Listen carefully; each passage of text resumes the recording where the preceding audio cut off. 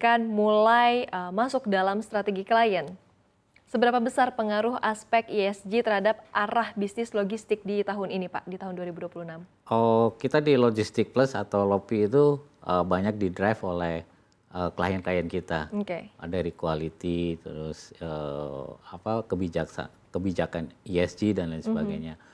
Kita selalu berusaha untuk menerapkan itu di semua hal yang kita kerjakan.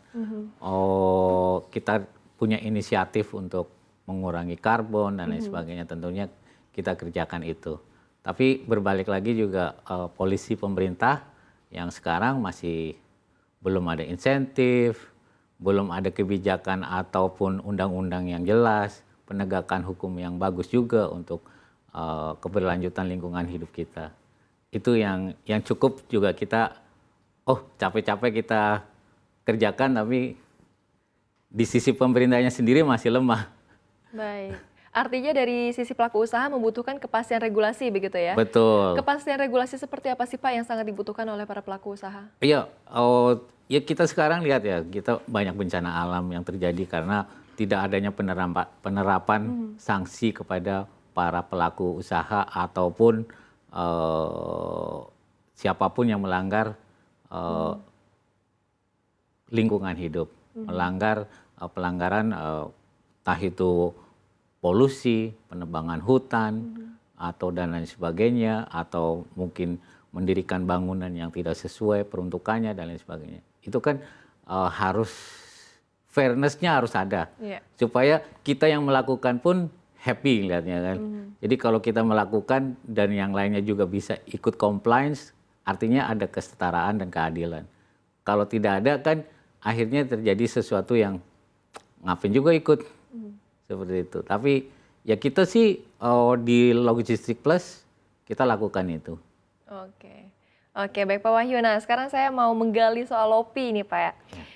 LOPI menutup tahun 2025 dengan kinerja positif dan juga recognized revenue konsolidasi sekitar 105 miliar rupiah. Serta sejumlah kontrak baru yang diperoleh melalui anak usaha. Nah, ini bagaimana Anda menilai pencapaian ini sebagai fondasi nih Pak untuk memasuki tahun 2026?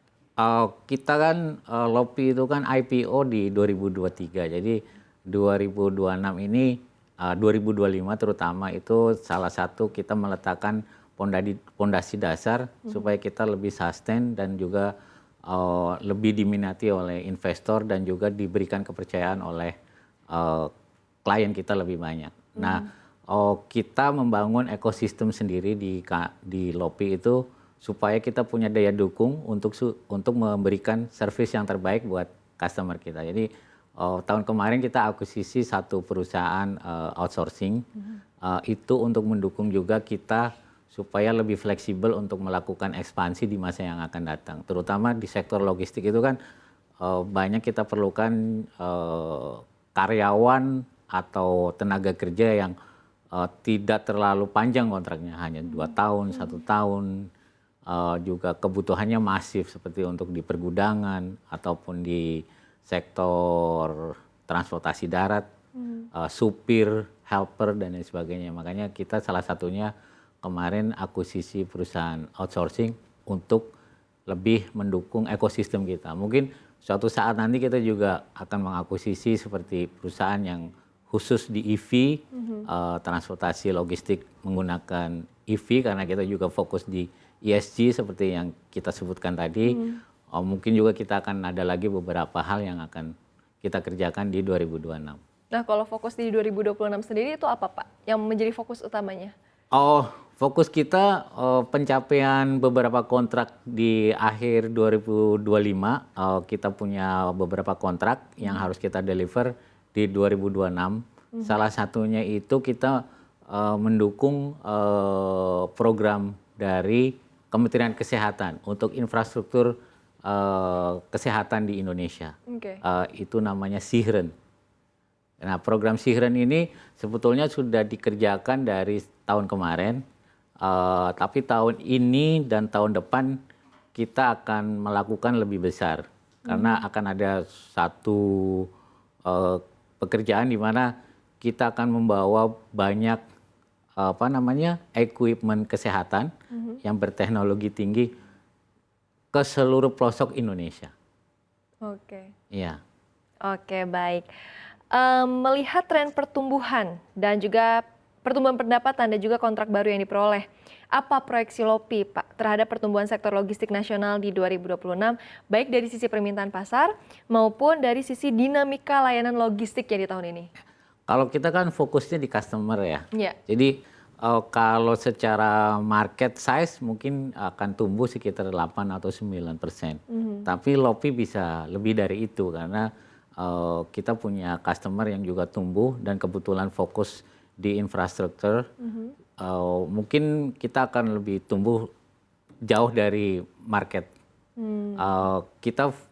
Kita proyeksikan tahun depan mungkin akan tumbuh sekitar 30 sampai 50%. Oke, optimis sekali ya Pak ya? Harus Karena kebetulan angkanya sudah di tangan. angkanya sudah di tangan, luar biasa. Baik Pak, beberapa analis ini memperkirakan sektor logistik akan tumbuh lebih agresif tahun depan. Nah, strategi apa yang akan LOPI jalankan untuk memastikan perusahaan tidak hanya beradaptasi Pak, tetapi memimpin pertumbuhan di tengah persaingan ini? Kita selalu satu, fokus dengan customer kita. Oke. Jadi kalau kita fokus dengan customer kita akan tumbuh bersama mereka. Karena kebetulan kita tidak selalu di drive, oh ya market size-nya sekian, kita akan tumbuh sekian. Tapi kita selalu bantu customer kita tumbuh, kita bareng-bareng mereka. Jadi satu kuncinya LOPI itu adalah fokus dengan klien-klien kita. Tapi kalau dari sudut pandang Anda sendiri Pak, di tantangan tahun ini kira-kira akan seberat 2025 kah atau seperti apa? Harusnya lebih bagus karena tarif sudah tidak ada isu, ya sudah kita harus hidup dengan tarif Amerika yang seperti itu. Geopolitik lumayan sudah meredup, Israel sudah nggak perang, Ukraina sedikit perang, terus ada lagi Venezuela tapi itu jauh, mungkin akan mempengaruhi harga minyak dan lain sebagainya. Tapi di sisi domestik kita banyak hal yang akan menjadi pekerjaan yang lumayan nilai tambah untuk perusahaan logistik. Seperti misalnya kita contohkan salah satunya MBG saja mungkin itu akan juga banyak pelaku logistik yang terlibat di situ untuk mengirimkan bahan mentah, bahan matang dan lain sebagainya. Termasuk konstruksi untuk dapur-dapur MBG di seluruh Indonesia.